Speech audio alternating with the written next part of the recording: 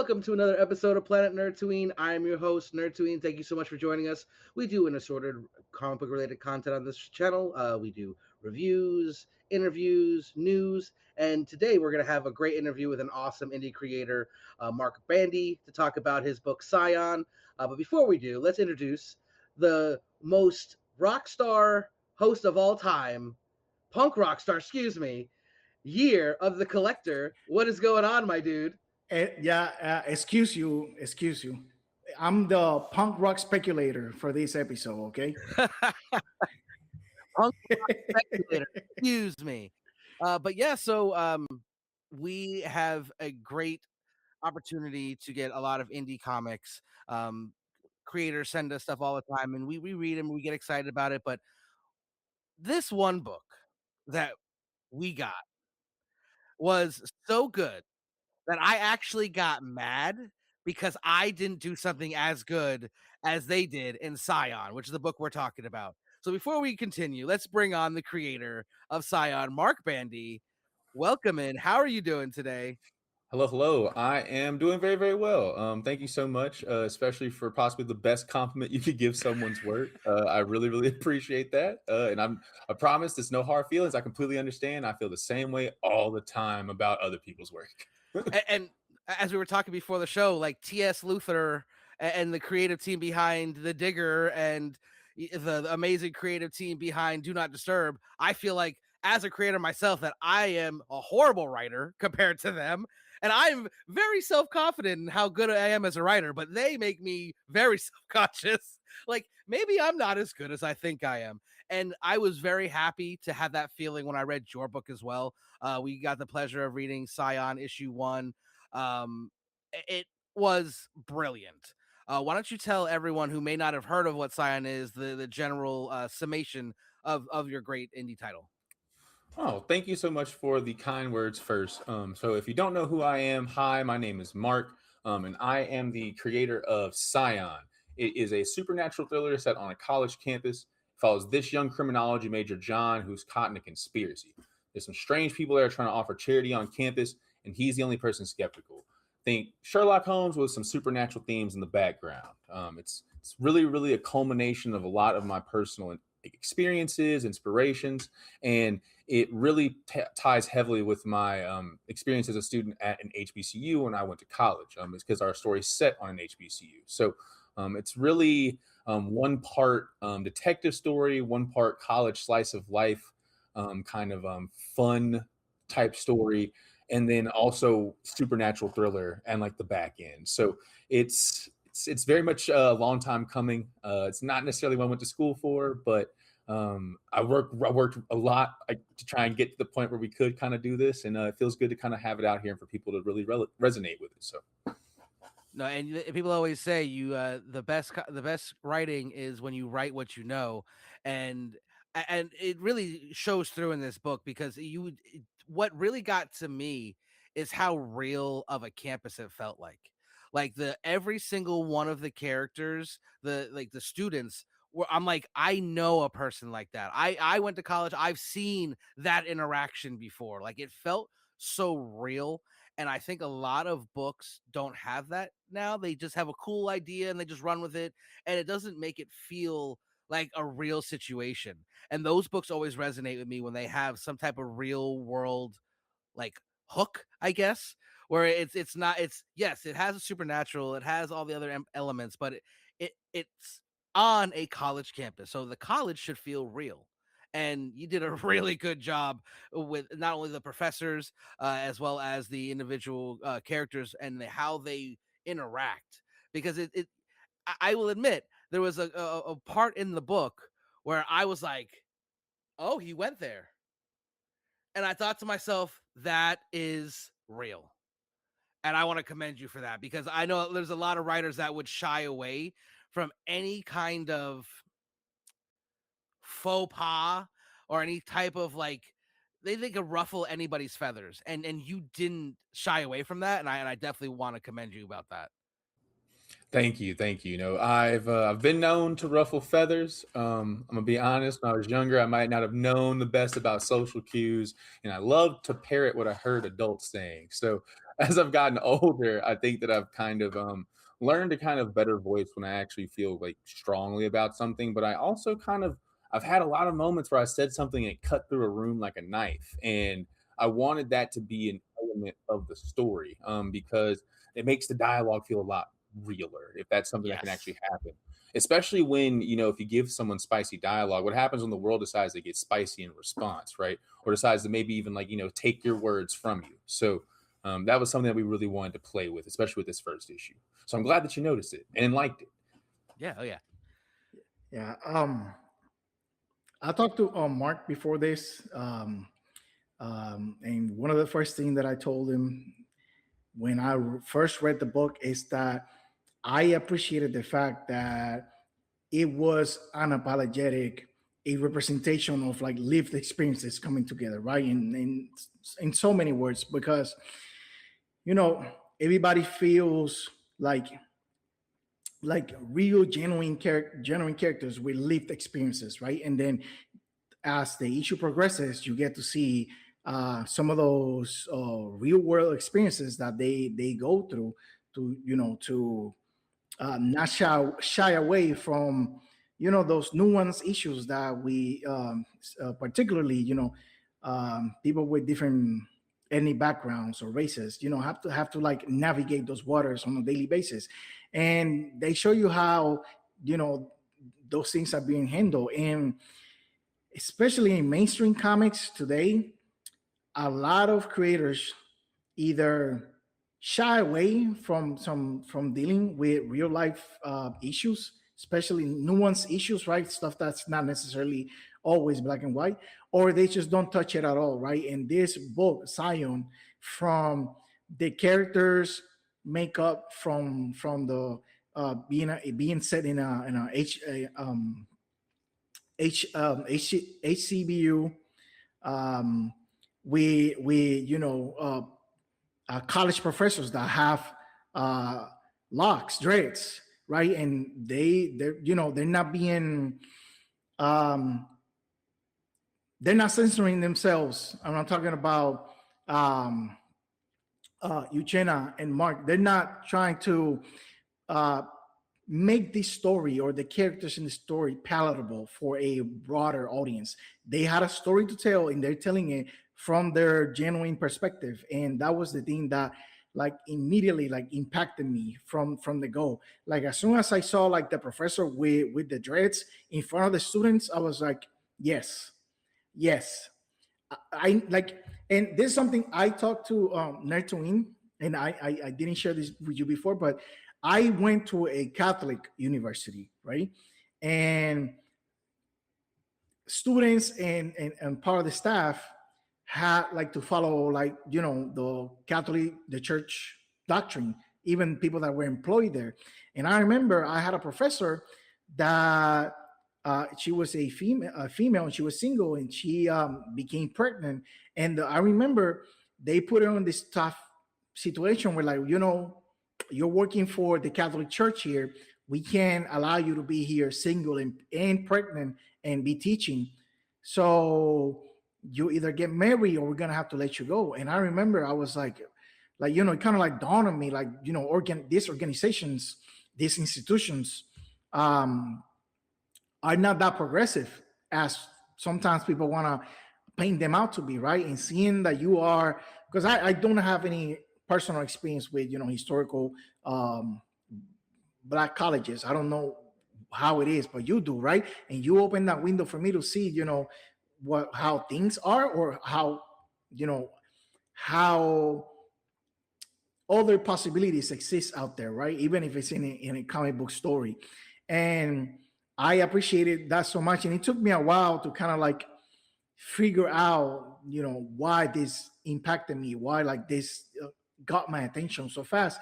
And it's because I've been inside institutions where people are censored to not even be allowed to live their own personal experiences without facing certain repercussions, right? And I have a lot more examples from being in a Catholic university like those, like that one. So from the get-go, I was like, and then also the first thing being discussed in class is like the the revolution of Haiti, right? Like how the people of Haiti like revolted and freed themselves from French colonialism. I was like, hell yeah, real history, right? And specifically Haitian history that is so um, underappreciated and underserved, right? Especially for the decolonization of the Americas. Like Haiti should be talked about every time anything like that gets brought up, right?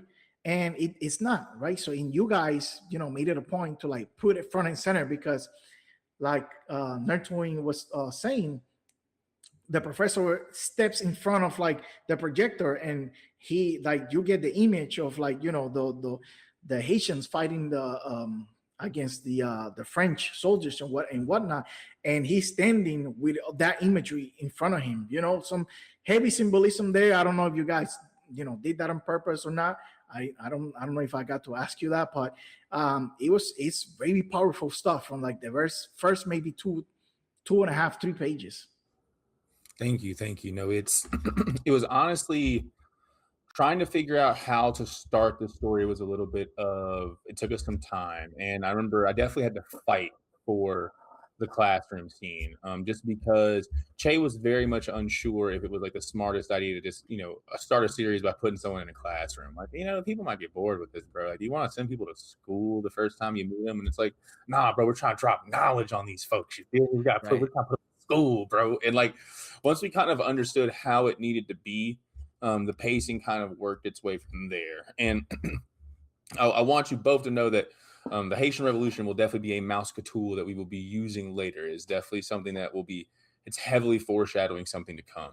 And outside of the obvious kind of foreshadowing that you can kind of feel off the breath of it, right? And it's a very deliberate decision. And I wanted to make sure that when we decided to move forward with the themes that are related to that this scene's going to make a lot more sense then. It's going to be necessary at a certain point. Whereas right now it just feels good, but at a certain point it's going to be necessary. And I really wanted to tell a story that felt like home. When I kind of left my PWI, because I dropped out twice before I finished. And it wasn't because my grades were bad. It's because I got sick at one point. And then when I went back to school, I needed to kind of reevaluate if I had enough time for how much like loan money I had left, right, to get the amount of quality points left. It was like, I was about like 12 grand away from that 50,000 ceiling. And I knew I kind of needed to get it together. And LSU was a little bit more expensive than an HBCU was. So I was able to go to reevaluate, kind of drop out again, take some more time, go to Jackson State about like a year later, and really kind of get to have this like at home education experience. And like it really helped me grow into this confident person that was able to kind of do the stuff that's needed for this comic. I would argue I wasn't that person until I got to Jackson State. And I really wanted to put that into a comic book. And I think that when you get when I put those feelings in there, certain things felt like mandatory. Like I knew that the teach needed to have like, and he needed wigs. I knew it needed to happen. Like he needed hair that was, like you said, a dress code violation at like another type of school. Because I went to Catholic school for high school, so I know what you mean. I still can feel the scars from the single blade safety razor I was given every day around 7th period because my 5 o'clock shadow is starting to form up, right? And it was a mess. It was a mess constantly, and I wasn't able to really do much that made myself feel unique. And it wasn't until I got to some place like Jackson State that like I even really thought about growing my hair out seriously or even getting to do stuff like this, because I saw so many awesome examples of people getting to do it around me. So I knew that everyone had to have different hair. Everybody had to have a different type of haircut. Everyone needed to be doing their own thing. Because it's college, man. Everybody's trying to look different. You can't look similar. You can't look similar in front of these girls, bro. They're gonna think you look alike. You're gonna think you somebody else, man. You're gonna look a little bit different. You feel me? And like, right. it's just even a bandana or something, something to make you look cool. And like we wanted that to be a part of these characters. And like I think that we were able to really kind of lock in and make them feel a lot more realistic, because we decided to like from jump be like, okay, this person has this haircut, this person has glasses, this is this color for this person. You know what I mean? All of that is important. And if you put someone in a classroom, you can give everybody a lot of information very quickly, but you don't have to say a lot. You can just put them in the crowd, get their responses, and that's what we want to kind of do. So poll our characters. And I will say this: there's definitely a lot of information there. Out like besides the Haitian Revolution, you also dropped in, and I guess I don't really want to spoil too much, but you dropped in kind of like foreshadowing there, like the big bad of like this story. I'm going off as from my own deductions, my own experience from reading it myself. Right, I talked to Mark about the book, but I didn't ask him. I was like, "Yo, what's this? What's that?" Like, I'm trying to like be surprised by the story as well. But you get like this corporation that it's looming in the background, right? Like you don't really know their faces.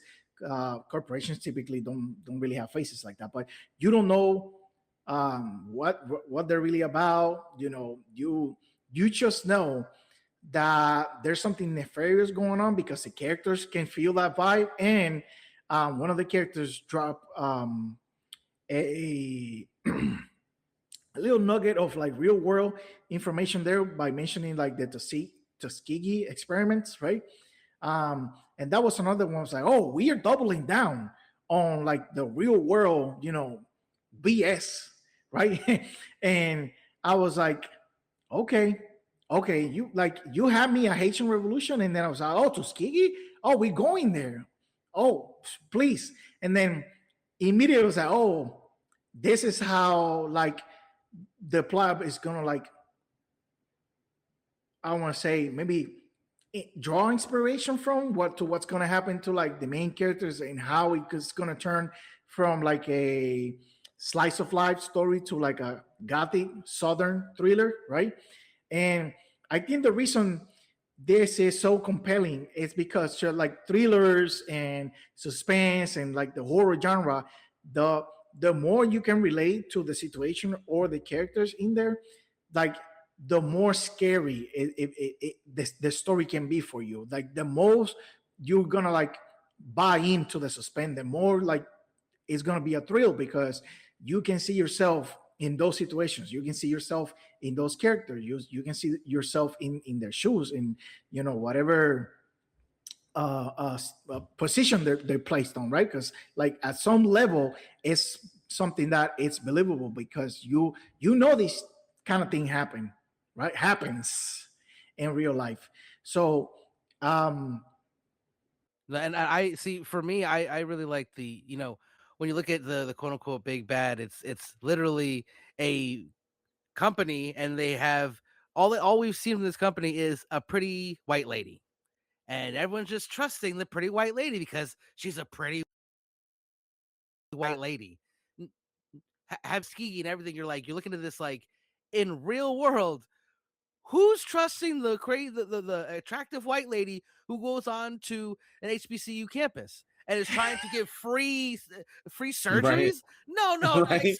Have no? Are your eyes not open to the real world? I mean, and again, that's what, to come back to the reality of it and how real this feels, because it does. It feels like we could walk onto a campus and literally see everything that we saw in the issue. And that is why, at least for me, it when you tell a story, no matter how fantastical, no matter how supernatural, no matter how futuristic, if it's based in real world logic, it tends to elevate the story, because like you said, you go, oh, okay, yes, I've seen that, I felt that, I understand. You don't really have to. You don't have to like bridge a huge gap to like suspend your disbelief, because these things happen, right? Like a corporation is gonna find this quote unquote palatable or universal appealing person, right? AKA a good looking white blonde lady and go out there and make pitches and sell people on their products. Like it happens all the time, right? Like we hear all the time people are showrunners or are writing a show, and then they start to see how people on the show get sent away to bring somebody to replace like a dark skinned woman for like a light skinned one, right? Or they want to send away a Hispanic for a Caucasian lady. Like it happens all the time, right? Corporations want to, I guess, target the default in our society, right? And I thought it was crazy. I was like, oh my goodness, this, like it felt deliberate, right? And I'm sure you can let us know what was like the decision, the thinking behind those decisions. So no, it's definitely deliberate. I definitely, you both are correct with that, and it's very much coming from those places of, whenever we've kind of wanted to like sneak something in, we typically get someone who's not very aggressive and very, like you said, has wide appeal. Someone who might have, good 4-quadrant appeal or test well in a focus group, right?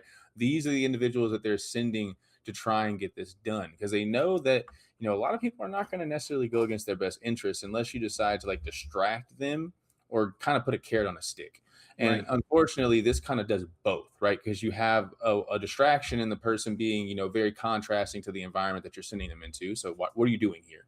And then 2, they actually have something to offer you. There's a literal carrot on the stick. So I wanted them, like specifically Medici, and for the young lady that we decided to have join them in class, I wanted specifically to hit from that place, from that kind of, we sent a young woman in a tank top to come and try and convince you Booty of our shorts, stuff. Yeah, exactly. abs exposed. Yeah. Yeah, exactly. Like we know, like it's a college campus. We know we can get away with it, and that was a very, very big part of it, because I mean, when I was on LSU's campus, I was there during the whole like free speech alley debacle. I don't know if y'all were a part, if y'all remember that kind of in the news waves, but we it was very much a thing at LSU. If you were trying to go to the Union for some lunch, you'd probably get harassed by a bunch of protesters that were pretty much proselytizing out front of the Union, calling a bunch of folk, sinners, and you're going to hell for your lifestyle choices, very much things like that, right? Got the big old signs marching and stuff. And that was on our campus. It wasn't adjacent, it wasn't across the street, it was on it, in the heart of it. And I kind of wanted to kind of get in that, because like right while they're doing that, then you got, the folks trying to do club signups on their table. You got, BASF and like Chevron and Shell trying to get you to convince you to do something with them, like all this stuff, right? Everyone's the military has probably like the yeah, teams with the pull-up bars. oh yes, trying to get people riled up. Oh yes, and they're just out front of the Union. This is just what like walking around in a college is like, and I wanted to push that there. What if it goes a step further? What if they actually got into your classroom? That's a really safe place, because like outside in the quad, I can just walk past you. But if I have to literally, before they'll dismiss class, that's be forced be forced to sit through the pitch from like a conglomerate corporation that's so insidious, like generally insidious.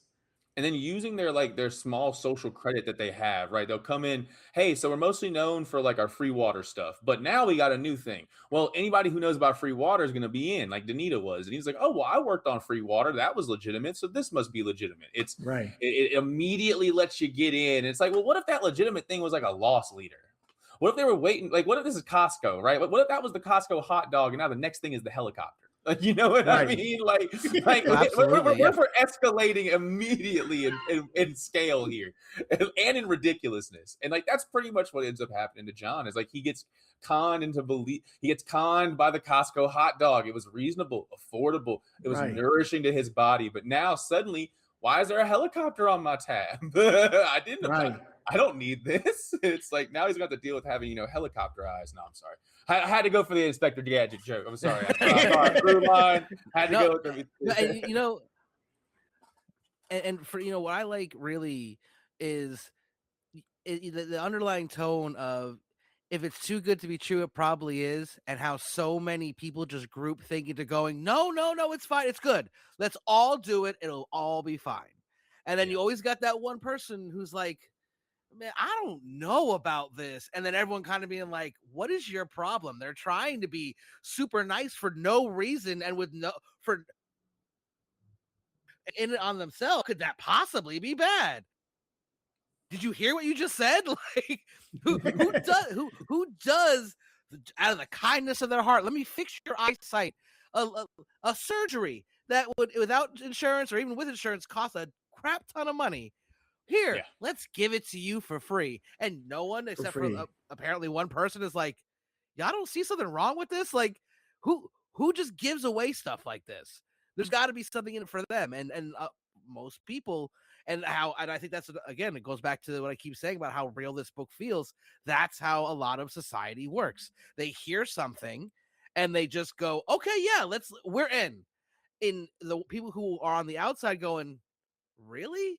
They're the ones that get chastised, like they are the wrong ones they're just looking at it realistically. Like, we see it in modern politics all the time, where someone says something and then a massive group of people just go, yes, that's right.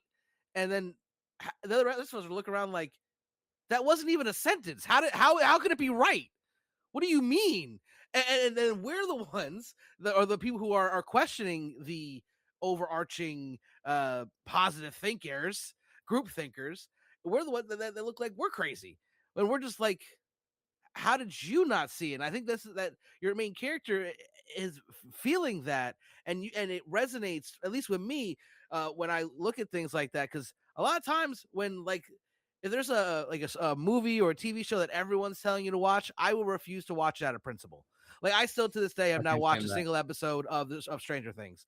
I stopped watching Game of Thrones halfway through because everyone was watching Game of Thrones. I was like, I'll guess I'll take a few years off until when this hype dies down, and then I'll jump back into it. So, like, I would be that person that's like, ain't no way this is kosher. Ain't no way. Ain't no way. And that is something that I feel like, especially for a main character, because that to some people might be seen as a weakness when it's really a strength, because they're not just accepting the approved narrative and actually thinking for themselves and critical thinking on the situation. And that seems to be something that people aren't allowed to do anymore. Especially in group settings, right? And it's a combination of like that group setting, the psychology in a group setting versus, the fallacy to like appealing to authority, right? Like all the people will look at whoever questions us like, yo, but look at what they've done before. Like, why would we question them now? Right. And like that thinking spreads too fast in a group setting. And then the people that are questioning that, or that, have some reservations or are skeptical, those are the people that are seen as outcasts or contrarians, let's say, right? So you have a combination of a couple of things like playing into that just that one scene, right? But yeah, I also, to like move along the conversation, I wanted to ask, because I had there's a page here, and when they're like walking around outside of like the campus, I want to say, when they're going on their way to the coffee shop, right? You guys have there like a mural with a bunch of like people's faces.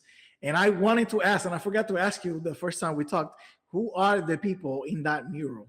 So let me go ahead and pull it up just so I can make sure I go from side to side. So we wanted to make sure that we went with Mississippi legend. So that was like the big thing, because we want, like in real life in Jackson, there is a city with soul mural, but we wanted to go beyond what's in real life. We wanted to give you like essentially an analog to what you would see there. So like in real life, you got like Big Crit, David Banner, different people like that. But for ours, we wanted to kind of showcase just like, we wanted to showcase some of the unsung talent that has kind of come out of Mississippi, that maybe some people don't recognize. If I do remember correctly, because I just kind of let Che riff with this, I just let him pick people that he wanted. But obviously you can see Elvis right there, right? Everybody loves to associate him with Graceland, right? But everybody forgets that he moved up north before he went to go. He bought some land up there. He's from Mississippi.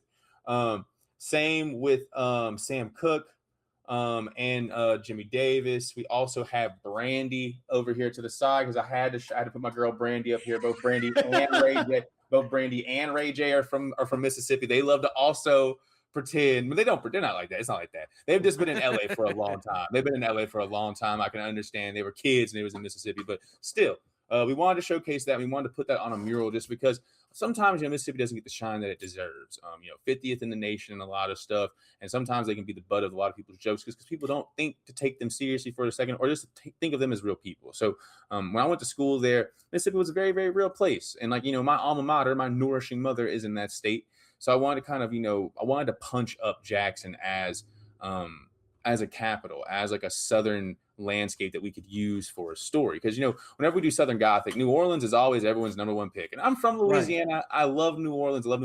But if we're gonna be honest, the crossroads are in Mississippi. That's in Clarksdale. That's that small town southern stuff.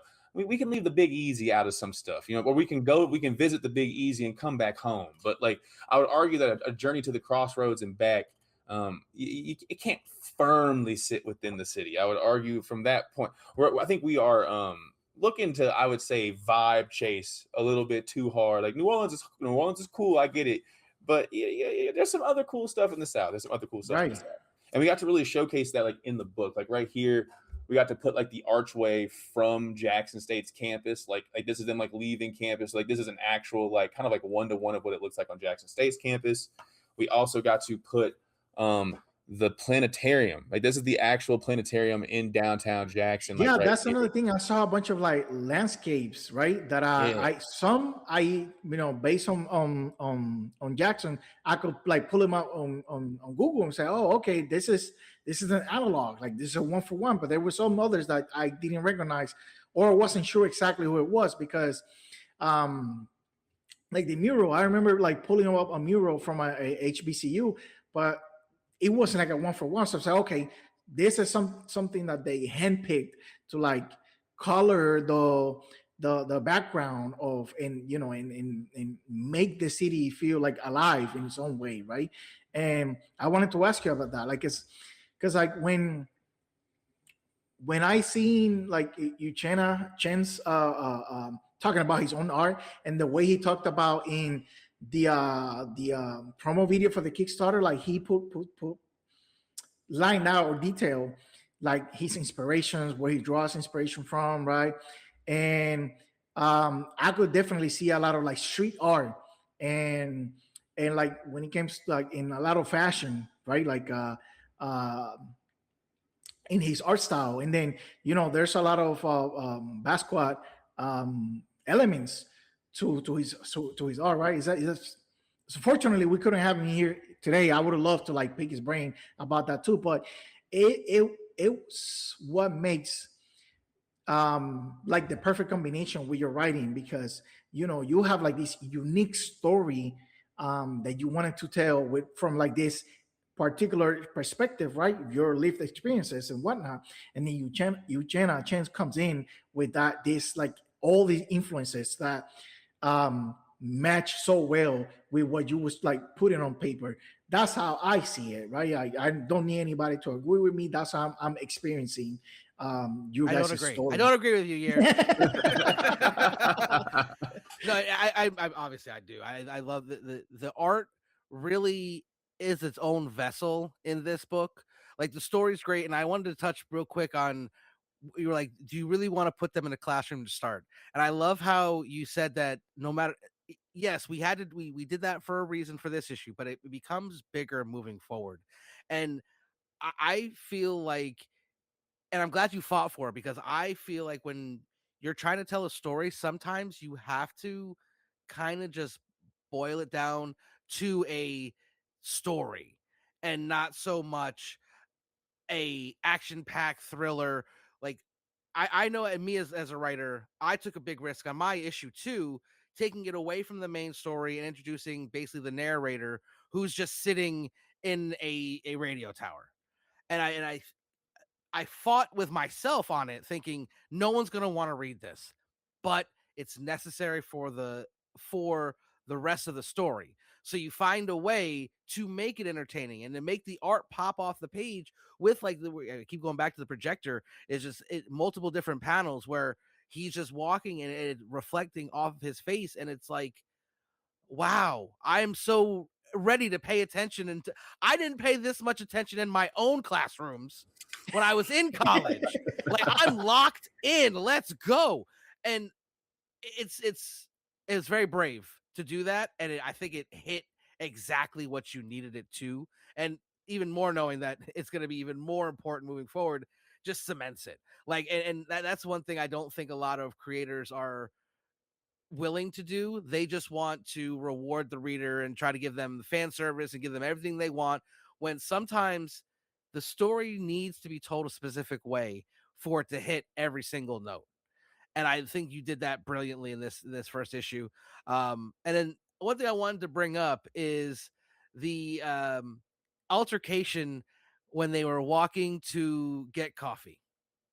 And that what I was talking about earlier, when I was like, oh, so we're going there, where he just flat out starts being borderline racist because the character's light skinned. And I know personally, when I felt, as horrible as that was to read, like from like the character's perspective, as a reader, I was like, oh my God, this is real. And I keep boiling it back to that realness that sets your book apart from a lot of other stories, is that if anyone has ever been around any type of nationalities, you know that people do this. Like, Colorism. It's always been like that. It doesn't matter. Like, and a lot of people shy away from that, and you didn't. And I think that it really says something about you as a creator, that you're willing to tell the story how you know it needs to be told, even if some people might be uncomfortable with a panel or two, because that's that's life. Like, you're never going to be completely comfortable all the time. Yeah, art needs to make you uncomfortable every now and then. Yeah. And you know, and there's, for me, and I'll let you respond to that, but for me, like, there were other situations where I didn't necessarily feel uncomfortable, but I felt like the discomfort of the characters in a situation, right? But yeah, man, tell us about that, like the subject of colorism, like being, sprinkled in your comic book. So it was we wanted to, it was a very hard needle to thread at first. I think the first couple of drafts came out a little callous and a little bit mean. And I think that, like, bouncing it off at me and Che, getting Che's feedback, getting some rewrites from him, really kind of pushing this hard, and then kind of understanding how people need to feel so that way their words reflect it. We definitely landed on, this needs to vent frustration, but it needs to bend back towards logic. Like, it needs to bend back towards, like, these are intelligent characters.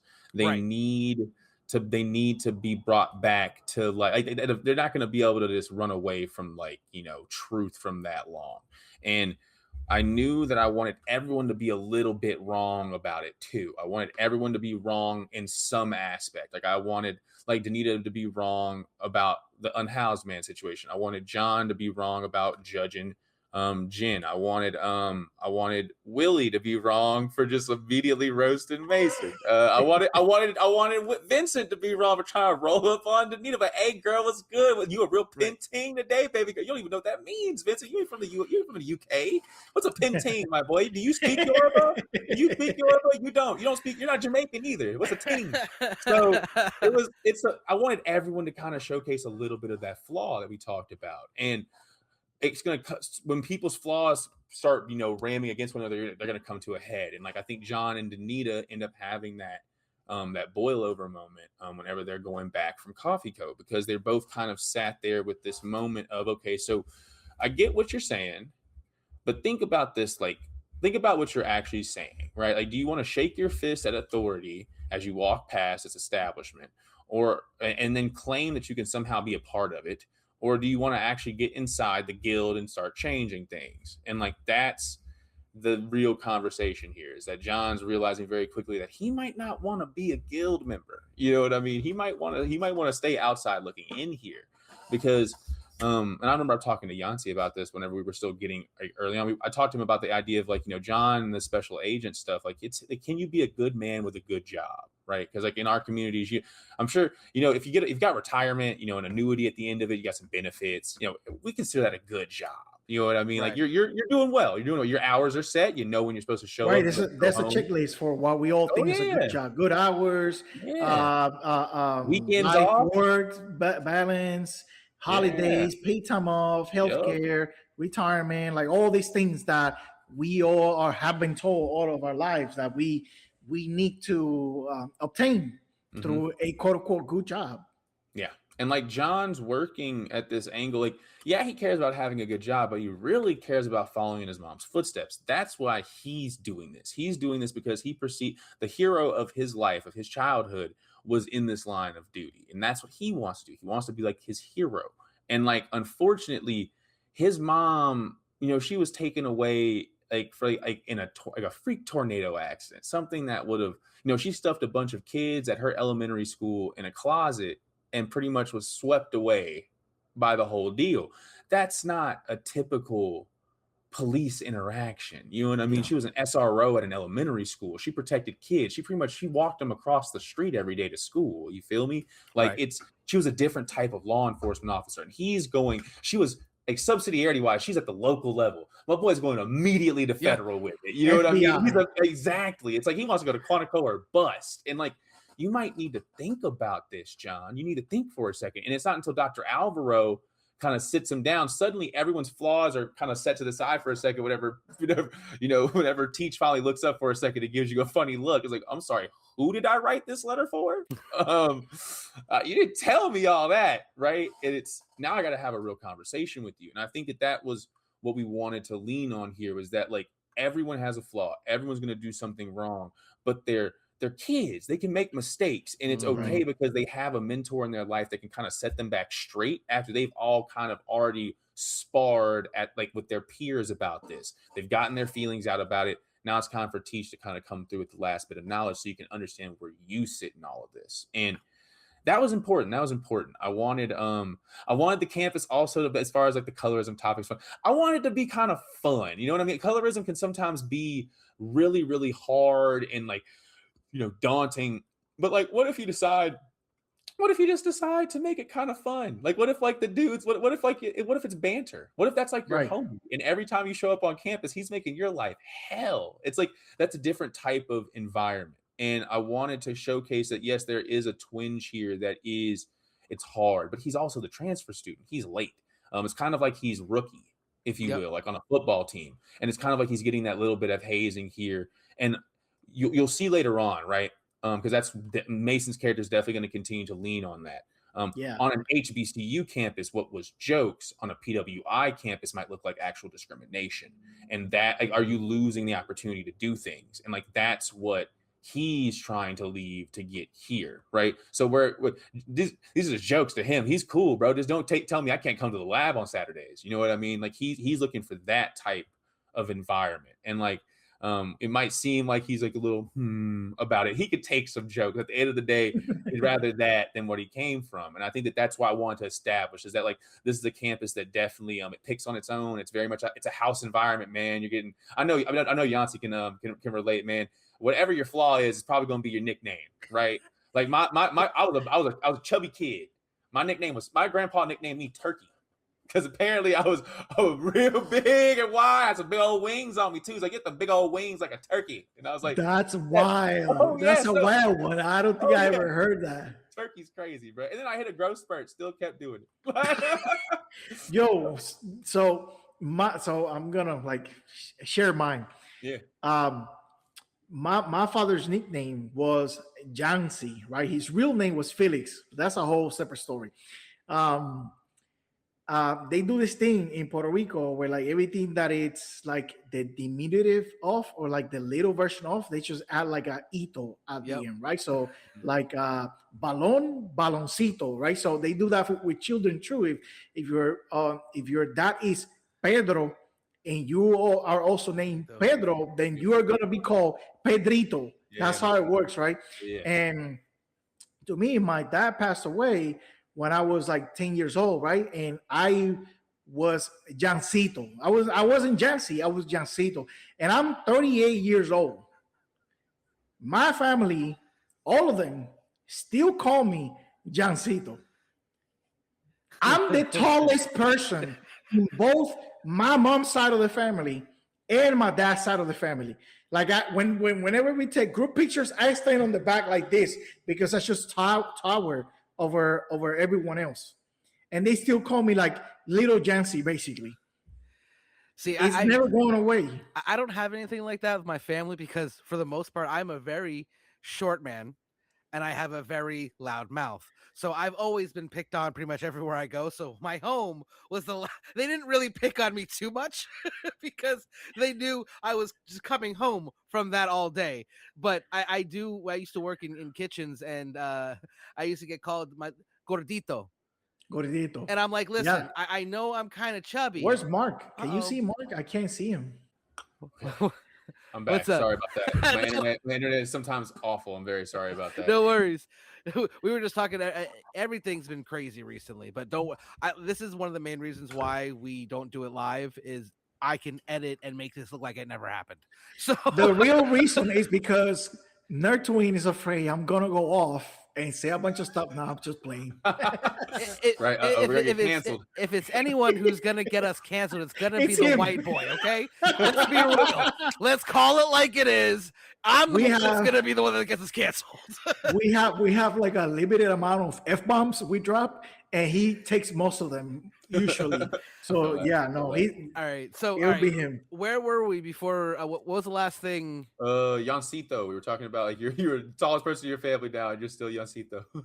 Yeah. If I show you like family pictures, like I stand behind the group because I'm just that much taller than everybody else, and I'm still they still call me like Little Yancy. Mm-hmm. Like that's just not going away. Yeah, see, and my family, like, they didn't really give me nicknames because I am a very short Jewish person with a very loud mouth, and I would just kind of get picked on all day, every day. That my family used to joke that when we played basketball at school, I was the ball because oh goodness, this persona you see now, I've had it since way back when, and I was never shy to say what was on my mind, and that got me into quite a bit of altercations, let's just say. So when I came home, I didn't really get too many nicknames, but I worked in kitchens most of my life, and I had a lot of people, my Hispanics in the back would always call me Gordito because I was always kind of chunky when I was working there, and I'm still running around. I'm a little tiny, this little dude, 5'2", running around a bagel place, freaking throwing bagels all over the place. But it's always, even in that scenario, it's always endearment. It's like a term of affection. Like they're not really looking at you going, "Oh, you're so little." It's just the name that they have, that they lovingly have for you. Yeah, certain cultures, right? Like in certain settings, hazing or embarrassing you is the way people show endearment to each other, right? Like that's how we get strong, man. Like, right. And then you go out to the world, exactly, and you go out to the world and you experience bullying, and sometimes you be like, my brothers say worse stuff, right? or my cousins have done worse stuff. Like, I have dealt with this before, and I built some resiliency sometimes, right? When it's not, extreme cases, stuff like that. But yeah, it's just how families are built sometimes. They pick on each other, but God forbid some outsider, somebody else come in. It's a problem. It's gonna be a problem. No, yeah, exactly. Only I can say that. Yeah, don't do to my sister what I do to her every day of her life. That's that's not allowed here. Yeah, you don't treat her like the queen she is, I'll mess you up. But Right. hey, sis, get over here as I pull your hair. It really be Only like I can that. do that. No, but Get when it comes down. to Psion, I can't help but be so excited that this book is continuing, and I am just blown away, and I'm sure you are too, with the great amount of support and success the issue 2 Kickstarter, which is still currently live. When this drops, you'll still have a few more days to try to help push it as far as we can get it. You've already succeeded and hit your goals for the minimum requirement, so that's, if nothing else, from a fellow creator, congratulations. Thank Yeah. you. Congratulations. And Thank I you. hope, and I tell this to everyone, I hope at least for when it's over, before you start getting into the nitty gritty and doing all the hard work of, getting everything made, getting everything fulfilled and everything, take a step back, look at it for 15 minutes and just let it hit you. Let it actually go, wow, I did that. Because as an indie creator, especially one like you yourself, who is not with, and me as well, not with like even one of the smaller indie presses, like you're not with Ignition, you're not with Invader, you're doing this all yourself, and Self-published. to do that as someone who is doing it himself, let me tell you, it is not easy to be the start, middle, and end of the creation of a book. And like I said, from one creator to another, when it ends in a few days and you've got all your goals and you just take a step back for a second and just let it really accept the amazing accomplishment that you have done so far. And I hope we can help push it even further and get more funding, because the especially again, I sound like a broke record as an indie self-published creator myself, every single little bit helps. People, I know some people will be like, when you look at Kickstarter, so like, my $5 won't mean anything. You are absolutely 100% wrong about that. Every single penny, especially for a self-published or an indie creator, means something. And I know personally, and I'm sure you'll feel the same way, anyone who donates anything, thank you so much. Like, even if Seriously. it's just $5 or even if just $1, anything you contribute, every penny goes 10,000 light years longer.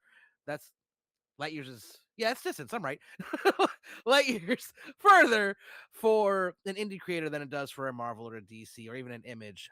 Because while Image does not help all the way, they do help with, getting it into stores. They help with the imagery of being an Image comic. So for people to take a chance on a self-published indie title and to back it as much as they have for you, that's all I gotta say about that. In terms of, I hope you understand and No, love and seriously. feel how awesome this is, and how much, I mean, it gives me hope, because I feel like, and me and you, we've said this, I don't even know, probably hundreds of times on this channel. Indie comics are where the best stories are being told. End of sentence. No more explanation. That is just fact. Agreed. And when we have books like yours, book like The Digger, books like Do Not Disturb, you're looking at these things like Stellar Lands. You're like, oh my Rook God, City. Rook City. There's so many amazing titles. And to see them hit their goals, to see them receive so well, I mean, it can you speak on that feeling? What does it feel like to have this much support?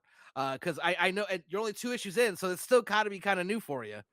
No, it's unprecedented, and it feels, it's a new feeling, man. I'm gonna be honest. I definitely wasn't the most popular guy growing up, and because I'm from a really small town, and sometimes where I come from, folks can get a little bit upset that someone had an idea to do something, just because there's not a lot going on. And I've definitely kind of learned through this whole experience, like how to become more independent, how to kind of learn to lean on what I've got to offer instead of expecting people to just come out and help me. And the fact that so many people did, off of me trying to lean on that principle, me saying, hey, I saw you guys talking about Milestone would you be interested in joining, my blacklist, right? So I can try to raise awareness about this book. And I'll give you a free copy. If you're down to read it, let me know. I'd love to talk to you about it. The fact that was able to resonate with people, and I was able to make connections, go on people's podcasts, have people make content about our book.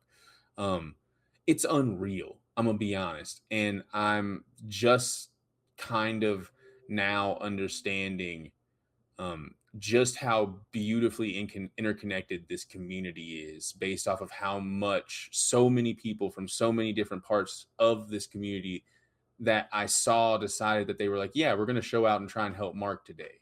Like that, it makes me feel like I'm a part of this. Like it really does. And it makes me want to work extremely hard to prove to you that like I deserve to be here and to be able to do this. So, we're going to continue to work as hard as the opportunities, allow for us. We're going to continue to just keep, if I can see work to be done, I'm going to do it. And I'm going to continue trying to just get better and better every single time. Because if, like you said, if this is issue 2 and this is what we can do, I'm really, really, really excited for what we could do for issue 3. So I want to say 2 things real quick. I don't want to make invisible or just like ignore the hard work that you've done between campaigns, right? Because when did the campaign for issue 1 ended? I believe that was, let me double check real quick, so I'm not Because speaking I'm trying to make a incorrectly. point here because I want people to understand something. And he's So- also partially making the point to me as well. But Yeah, no, you know, because I talked to you about this. Yeah. So if it has the date correctly, let's see. We'll go to updates. That's how we'll do this. Yeah, so it was September 2024. So it's been a good little bit. It's been a while. So we're closing in on 2 years. So here's what I want to say, right? Mark's second campaign is not successful just because people wanted to like support the book alone, right? Like I want to contribute Mark's success. He does, if he doesn't want to give himself credit, that's on him, but I will. Mark, it's been relentless talking about his book, his characters, his story, every single day. If you're on social media, even if you swipe one time and you saw the Crimson Sleeper Studios account, he's going to show up. There's ads for Psion. There's other people talking about it. And I'm going to give you the floor so you can talk about what is the blacklist, because we're not just going to like, go over like that. Like it's not a thing. Like people need to understand the insane amount of work that Mark has put behind this, right? And I was telling Nerdtooine not to put him to shame or to like embarrass him or anything, because everybody works different. But I told him, say, listen, you have to take a page from people like Mark, people like Danny Quick, people that TS. like T.S. Luther. Like every single day you're out there hustling, telling people about your story, about your comic book, where they can see you, where they can find you, dropping all like bits of nuggets of information and cameos, and like promoting the campaign, keep giving updates. Like I see you, and I know what it takes for content creation, especially when you don't live off making comic books. Like you have you have other ways to provide for yourself, to make a living and all of that. So and this is like a I don't know, a call out to all indie creators. Y'all need to be like relentless. T.S. Luther says this all the time. Like people don't care, right, about your work, your art, your story, right? It's your job to make them care. And you being as relentless as you are and as, I don't know, constant, like being on on the hustle, about promoting, about having a table, about being a con. I just saw that last week, and I think it was, they announced that you was going to be in some convention. You didn't even know about it, right? Most people would have been, oh shit, I'm not gonna make it. I didn't know about it. Not you. Not you. I was there that day. My boy got his things, and that same day, a couple hours later, he was standing at that con where he was advertised to be, even though they didn't let him know that he was supposed, like he was a guest over there. And he made it. He was over there, sold out, got to talk to people, got to sales. Like, I see you. And I know a lot of people see you. And I know that that's a big reason why you've been so successful in your first campaign and your second campaign, right? And Nerdtooine and everybody else out there that are indie creators need to like be as relentless as you are, as T.S. Luthor, as Danny Quick, right? Like that's like, there are ways to go about things, right? And not everybody's going to approach the same, different solve puzzles the same way. But man, I see you, and I want you to know, like, I see you guys. I recognize the hustle. Like, I see the game, and you guys have played it so well. And you guys have been successful not because of luck, not because of other people's charity, but because you put in the work. And I want you to know that we recognize that, and I know you're a humble guy. Like, you're not gonna be like brushing yourself off, but like you 100% should be proud, right? Because you're not like an overnight success. Like, 2024 is when the first campaign ended, and I don't remember, maybe earlier last year I started following you. I see you everywhere. Like, if I go on Facebook to check on like my family, to see my family, I see your ads over there. Even though my Facebook doesn't have like comic book stuff. So I go on Instagram and I'm scrolling and I see ads for your book. Like, I want to say, I don't know. I'm gonna have to pick your brain after off air what you put to get those ads to show up the way they do. Because when I tell you, like, they're hitting the right people, because like I've already backed it, cool. So I'm not like the ad doesn't really do anything to me, but I'm sitting there like you said, Facebook. I'm like, Facebook here, okay. I'm on TikTok. There's another ad. I'm on Instagram. There's an ad. I'm like, well, I need to know the code, man, because you definitely cracked it. But I can send you some videos. I'll send you some videos. I think it's really funny that your campaign ended. You said September, right, of 2024. Yeah. My campaign for issue 1 ended October 2024. And now my issue 2 is going to be right after yours. Nice. I think, and for me, like he said, and I know from personal experience, when you have that long break, it is very hard to get that momentum back. And because especially when an indie title, some people have such short attention spans as it is for everything. So add that to an indie creator that they don't really care about or know. Even if they like the book, unless you gave them a reason, and like you said, we're in their face enough to know that the issue was coming, it wouldn't have been as successful as it is. And that is something that you definitely should give yourself a little credit for. I know many creative people can't do that, because in our heads, well, that's what I was supposed to do, and now I have to keep moving forward. But as a fellow creator, you nailed it. You absolutely nailed y'all. that. Thank y'all a lot. That genuinely means a lot. I'm definitely a person that when I was younger, because I got ADHD and like went unmedicated for a really long time. So I constantly can kind of hear people in the back of my head kind of tell me like, oh, you're afraid of work, or like you're lazy, or like you don't want to get your hands dirty.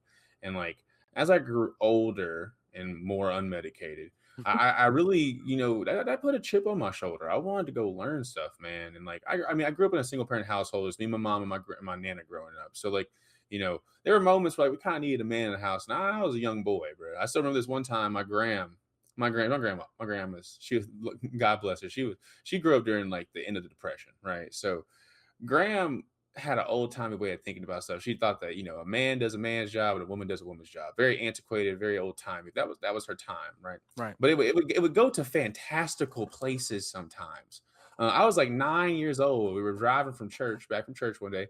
Car breaks down. Graham looked at me. She's like, "All right, son, go fix it." I mean, she was dead serious, dog. She was Come dead on, serious.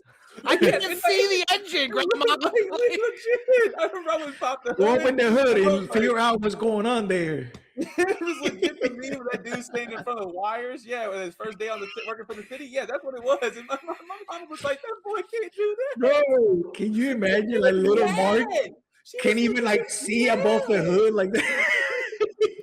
Yes, what's the here. a man and he can't fix something. And she's like, he ain't a man. He's a boy. Right. Yes, here. I can imagine that because that's literally me still. See, relatable story. For school. Like, I always felt like maybe I wasn't working hard enough growing up, and as I've gotten older, I try to, and maybe that's just the American, nature of it all. We definitely think that if you take time off, you're losing, right? But I try to think about what my capacity is. I try to think about, how long do I need to sleep? How much do I need to eat?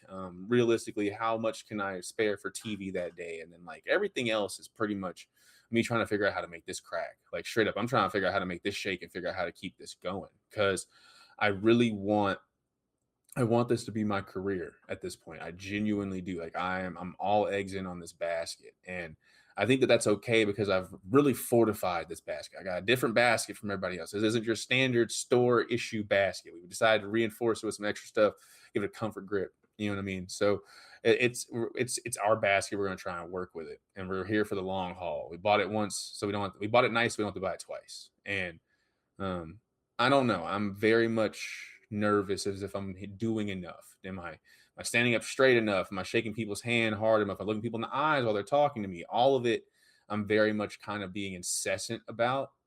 And I thank you both for letting me know that like it's worth it, that it's worthwhile, and that like I need to be that person still, because apparently it does matter. It's not just me thinking it does or having some old person in my head possibly portraying mental illness onto me, right? well, Like, let me tell you, son, that person's been dead for 20 years, child. Why you hear the voice in your head? You know what I mean? Like, listen, you don't. That is a whole episode in and of itself. Okay, we could go. Trust me, I understand where you're coming from there. But and again, as a creator myself, I am very. No matter what I could be sitting at the computer writing for 5 hours straight, and I go to take a piss, and I'm like, you wasted all that time taking a piss, when that's something you have to do. Like, it's not like an option. So take it from someone who has a hard time accepting those compliments, and a hard time seeing the fruit of your labor. It is absolutely fucking working. Yeah, absolutely. You should be commended and give your. And I know I keep saying it because I know I'm the same type of creator. I won't want to hear it, but you have to hear it. Give yourself some congratulatory pats on the back because you definitely knocked this out the park. That's simple. I have learned that creative people's love language is like tough words of what's the word I'm looking for? Just tough words. Hold on, I'm gonna cut you off right there, here, because I gotta say, you know how many times this man has yelled at me, and it's been the most impactful and most amazing things that anyone's ever told me. Like, listen, time for some tough love, man. You're really good. It is really good.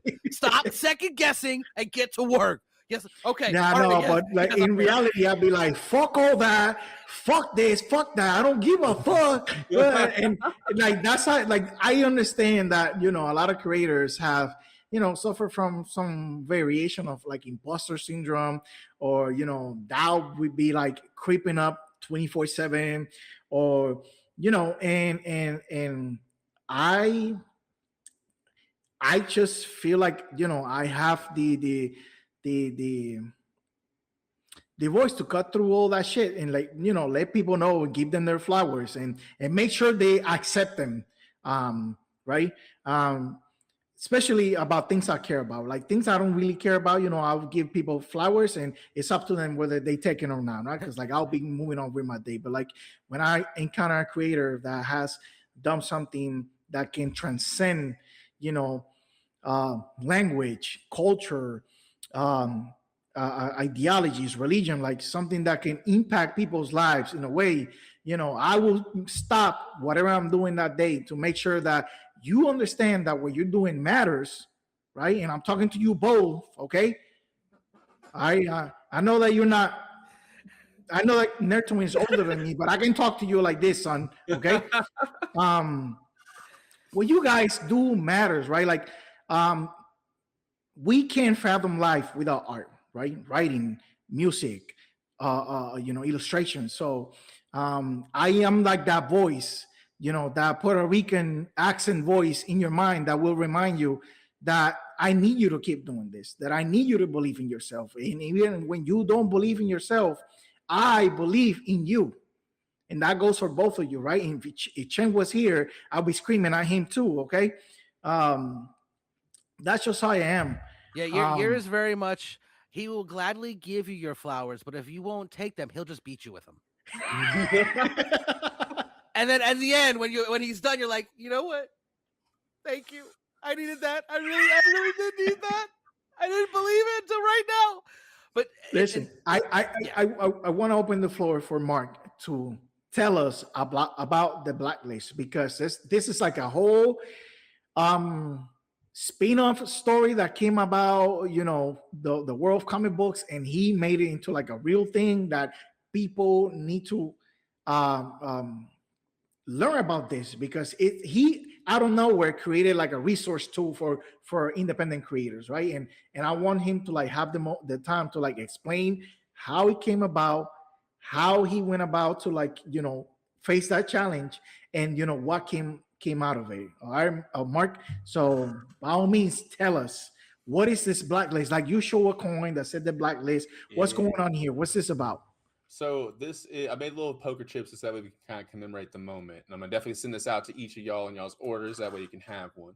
But the Blacklist came to be because of a challenge that was given by Tony Weaver Jr., author of Weirdo, a very large advocate for literacy, especially amongst children.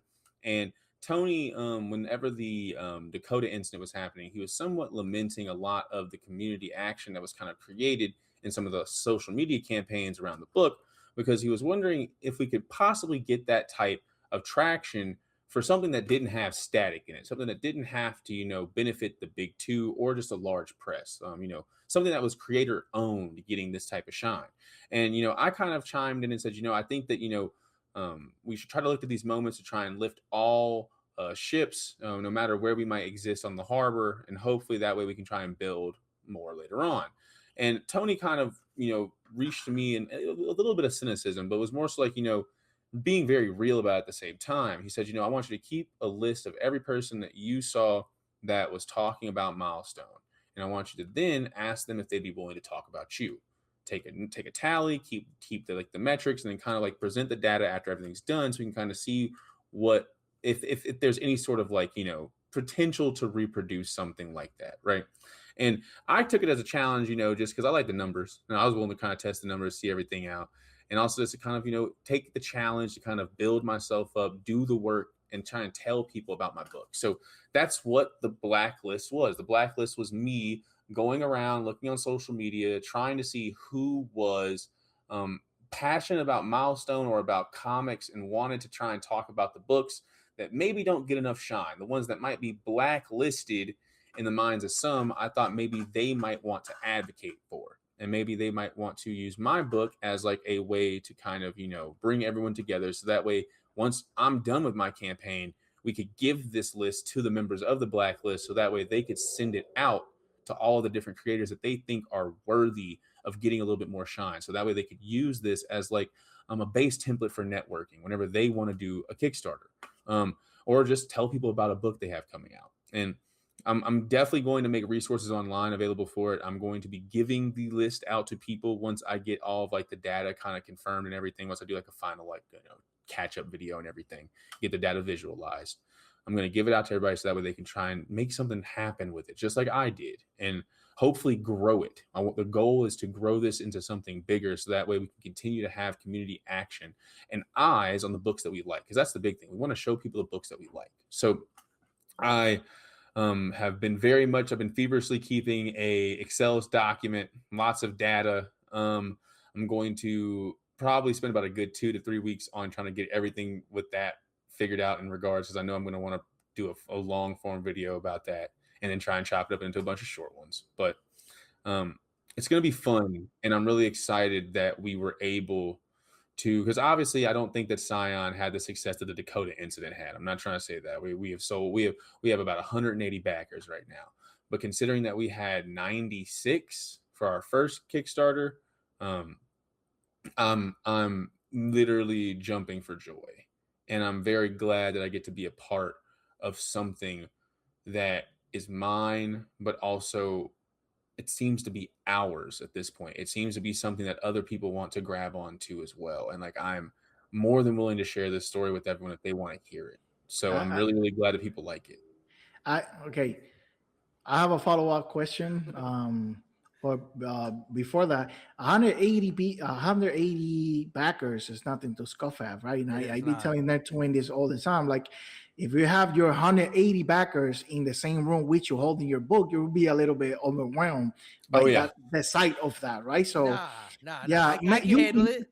Nerdtooine, you know, he doesn't like that analogy, but makes a point, right? Like, you know, I don't know 180 people personally that I could talk comics about with, right? So that number is absolutely something to and you be grew really happy about. your backers 100% from your first campaign, so you know, and both were successful. So that's, at the end of the day, that's what matters. Like, what, you know, were you able to have a successful campaign to, you know, to go to printing now? And the answer is yes, right? So, but I wanted to ask, you answered this already, sort of, like you haven't crunched the numbers yet. You still, you know, your campaign's not over yet. It's going to have a couple more days.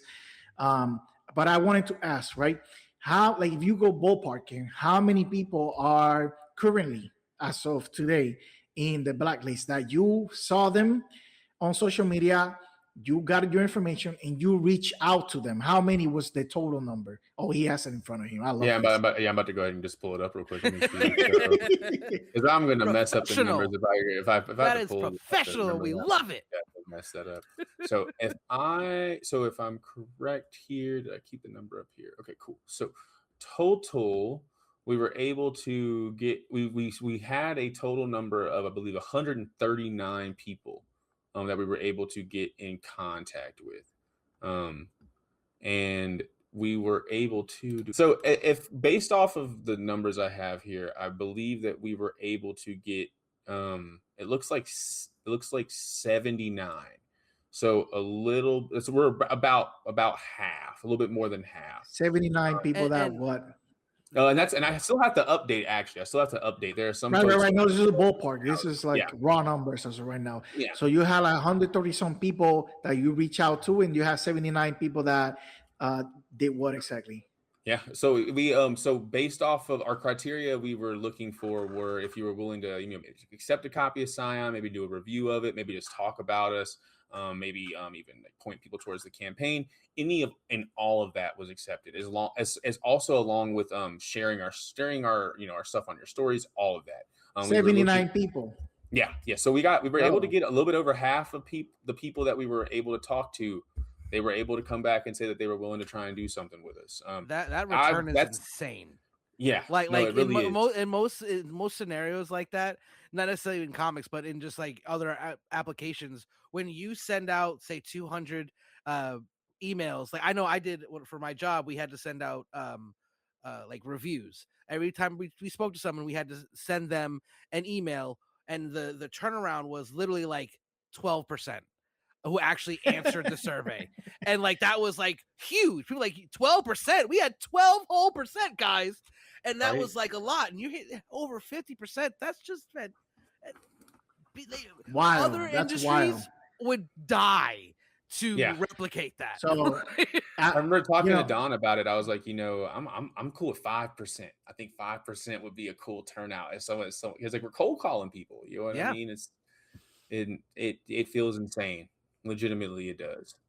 Yeah, I hope this goes back to, at the end you do your whole video, and when you send these numbers back to what's his name, Tony Weaver, Mhm. um, maybe it'll help with his skepticism, right? Maybe it'll help with the cynicism. And I'm not trying to like talk shit on Tony. I talked to you and Kyle about this before. Like there wasn't a period some years ago where like um certain creators in the self-published side of comics were getting hundreds of thousands of dollars, right? Because they were playing to a certain crowd, right? And then people of color and creator from different backgrounds, different ethnicities never saw that type of success in the campaigns. And I understand if people can get jaded, or people can look to their communities and see that they don't get that same amount of support and feel some type of way about it, right? Those feelings are 100% valid. But you took on that challenge fully knowing that this is a thing, right? Um, and more than 50% of people were willing to lend some type of support by creating content or sharing your comic book. I'd say things are on the come up. I will say things are changing. I will say this might be the beginning for like to have like this grassroots, this tool for resources to start networking, to build like a loose alliance between creators, between content creators, between people in the hobby. I think this was phenomenal, and I wanted to give you the opportunity to talk about it, because once this goes out there, it will be for the people to tap into the source, and hopefully it'll help them out. No, thank you. No, I hope it does. I hope that this isn't just a tool that benefited me. That's like the biggest thing here. I don't want my network. Obviously, if the networking, the marketing that I did for my business is something that only benefits my business, and that might be what is, I guess, accurate to what business would expect. But I want this to be a framework that other people see. Like if you have a book that you really believe in, if you really think that you can market it out wide, get an artist that you think might be a really punchy artist to have associated with your book for the variant, and then market it out crazy. That might be something that us indie folks can use as like a framework or a template to really be able to just hit dingers out the park. And like that's what I want us to do. I want us to be getting the value out of Kickstarter that I see a lot of other folks be able to get. And that's what I want us to be able to do. Because that's one thing I've been talking to my friend Don about. I'm really proud of us for getting this type of total without having to do NSFW covers. It's a personal thing I'm very proud of. I know that a lot of people might not care. They might be like, well, brother, you could have made 20K if you'd had one of that. And it's like, but I'm very proud that we were able to do it without this. Like I was able to tell my grandmother about this. That means a lot to me. So No, I Year knows that I have one of my main characters is a very strong, attractive woman, and I've made it a big, huge point to not over sexualize her and use it as what it's an actual character. And mhm. I had the closest thing that I have to a NSFW cover is I had a Jamie Tyndall cover where it was someone cosplaying as the main character, and it was a little sexy. Like she had like short shorts and she had like High low cut heels shirt, high and a crop heels, top. and I was like, but it's a cosplayer, and we know cosplayers would do that anyways. And who am I to say that a cosplayer can't? It Okay, it you know wasn't Right, what? it, right. That, I yeah, that feel you. I feel works. you. Yeah, That I feel yeah, works. you. no, Yeah. it was like not even risque. It It's was not, like but very it's similar to like J. Scott Campbell's like pinup. I know what it, you Uh, mean. I know what you mean. Style. it's not risque, but for me and my character, I He feel was it's a. struggling with I, I it. feel I, that. I I'll feel tell that. you, I he I feel was get to that. the like, I point don't where know, You're like like, like ooh, this is a little I tight. showed my it's a folks. little I was like, tight. all right, hold on. What? All right, I'm gonna get definitive answer. Hey, Right? mom, Like, what you mom, I'm think not about this freaked out for cover? this, right? Right? Like, mom, you don't think I'm freaked out for this, do you? Like, She literally was like, I like it. I'm jealous of her boobs, but I like it. And I was like, okay, I'll take if that. I'll take if that. mom's approves it, all right, green to go. Let's do it. And Jamie Tyndall's a huge name. I would have been stupid to say no to that cover. I feel that. Stupid. but I still had.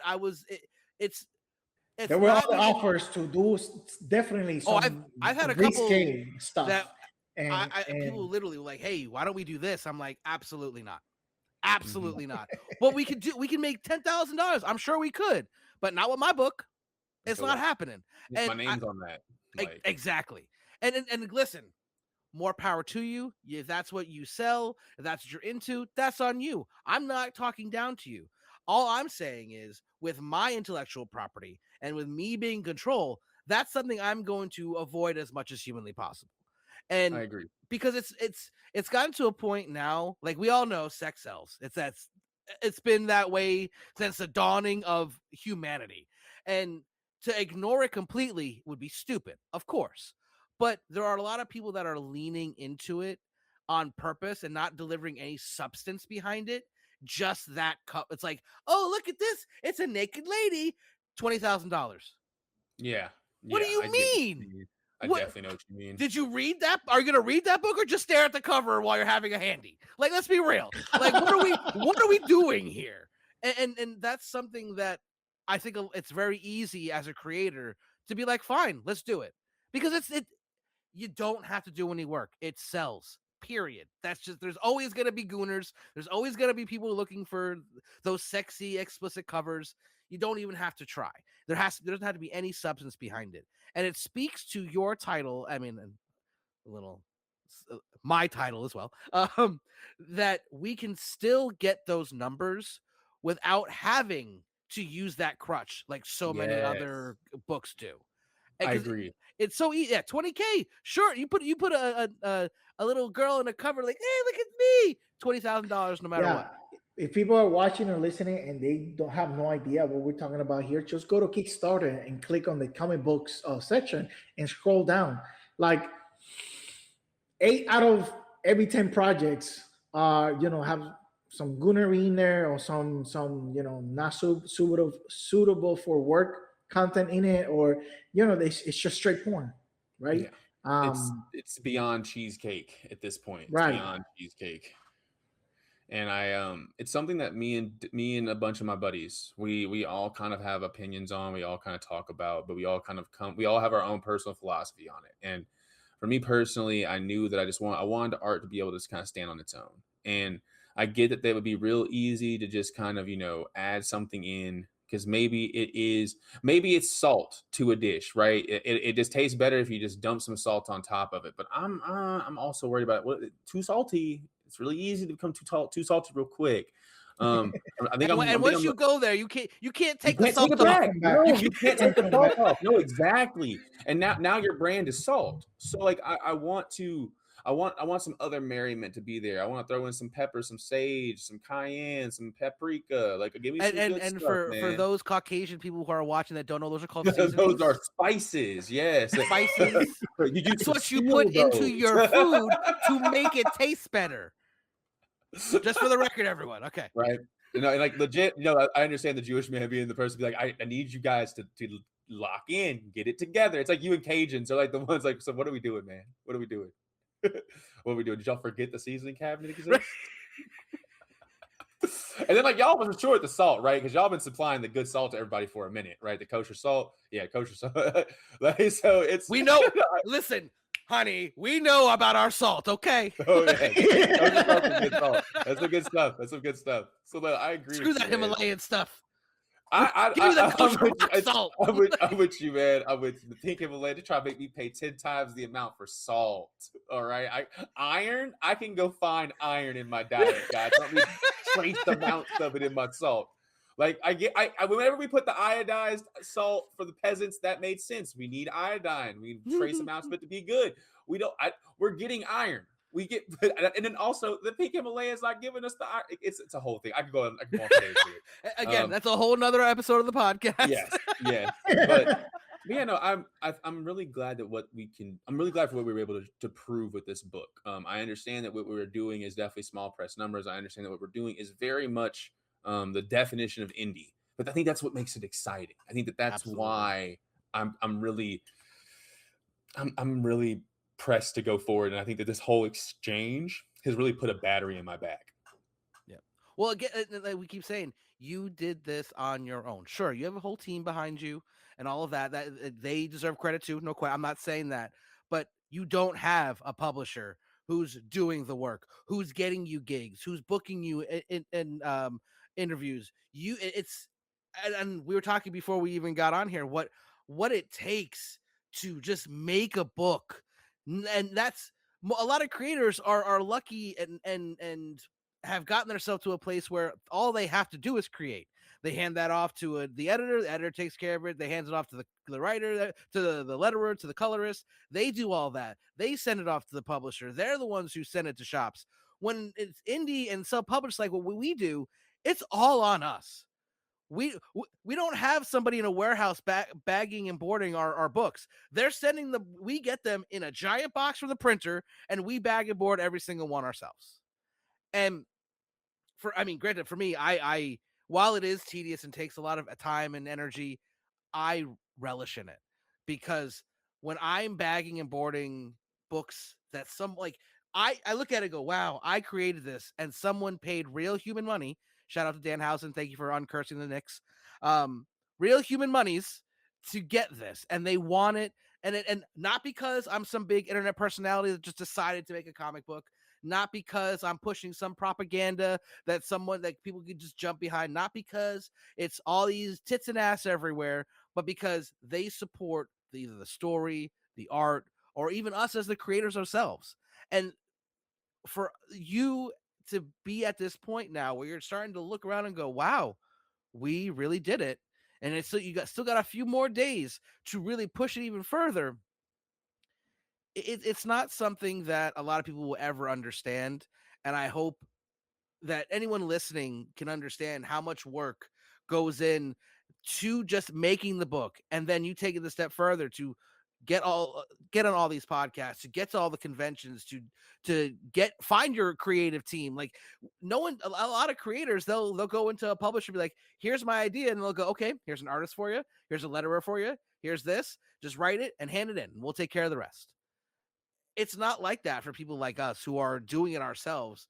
And I think we're getting close to that time where I want you to start talking about where to find you on to get issue 2 and everything. But one thing I want to push back on, and I'm taking a page out of Year's book with a little bit of tough love here. When you said these are small press numbers, screw that, because let's be completely honest here. You're almost at $10,000. Small press or not, that's absolutely astonishingly impressive. And I don't want you to put your even the farthest, darkest back part of your mind think small press, because this book has the ability, in my opinion, to transcend that. You may be a small press now, but the way this book is going, it may not be for very long. And I really hope you understand that, and at least understand that that's how I see you as a fellow person in your shoes. I feel like I'm leaps and bounds. I'm all the way back there looking at you in my binoculars like, man, I got to catch up somehow. Holy shit. Like you're doing such a good job. And I know as a creator, it's never enough, and we always have to keep moving forward and all of that. But you're talking about hitting homers, man. You looking like the 1920 Yankees. Hey, I'll take that. I'm just saying. Hey, bro, Babe was acting different back then, bro. You should see these pictures, bro. He was in the colored section at the club. That's how you know Babe was the city's favorite. He could do whatever he wanted. He could do whatever he wanted. Do you know that man's breakfast was a fifth of whiskey with 2 steaks and like 16 eggs and a cigar? That was his breakfast. I don't doubt it. That sounds good. What you mean? That was my breakfast. A fifth of whiskey in the morning? What you mean? Starting the day out strong. And then go to the ballpark and hit 4 home runs. Like, what is going on here? Literally. He's like, I gotta get a few drinks in, that way I can point up. That's why he pointed. He was trying to get his balance. Oh shit! Legit, catch the wind. All right, I'll just hit it over there. That's fine. It's fine. All right. So again, thank you for joining us, man. We've been talking your ear off for almost an hour and a half now. We really appreciate you stopping by. I can't wait to get my hands on issue 2. I'm going to probably read it till it falls apart because it's that good. I mean, great. I haven't read issue 2 yet, but issue 1 was so solid to the point where, like I said, I was legitimately frustrated at myself for not being as good as you. Like, as a creator, I'm like, damn. Because I always say I'll put my stuff up next to anybody, and now I'm creating a list. It's like not next to TS, not next to Mark, not next to Jared Rowe, not next to I guess I'm not as good as I think I am. But why don't you give everyone a little quick synopsis of where they can find you and how to get hop on board this train with the final days of the issue 2 Kickstarter. Yes, so right now we are currently live on Kickstarter with Psion Issue 2's campaign. Well, we'll be going live to, I believe, the morning of the 16th. So you got a couple days left. We are live on Kickstarter there, like I said. So you type in Psion in the search bar on Kickstarter.com, we will pop up. But you can also find us on socials pretty much anywhere at Crimson Sleeper Studios, which is the name of our publisher. Great, and that will, just in case you didn't get that, it'll be in the description below, so you can just click on the links. But yeah, I thank you so much for having the audacity to create your own comic, because that's really what it is. You one day were like, I'm gonna do this, and a lot of people stop right there and go, never mind. I'm kidding. There's no way I could do that. But you had the audacity to look yourself in the mirror and go, nah, I got this. And what you create is something truly special.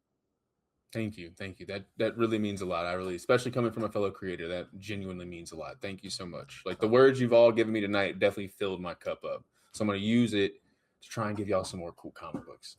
Hell yeah. That's all we want. That's all we want. You got any final thoughts here? No, man. Send it. All right. Thank you so much. And like I said, if you like this kind of content with great indie comics, great indie creators, please give us a follow, like, share, subscribe, do all that stuff for the algorithm. You know, all that good jazz. But until next time, stay nerdy, my friends.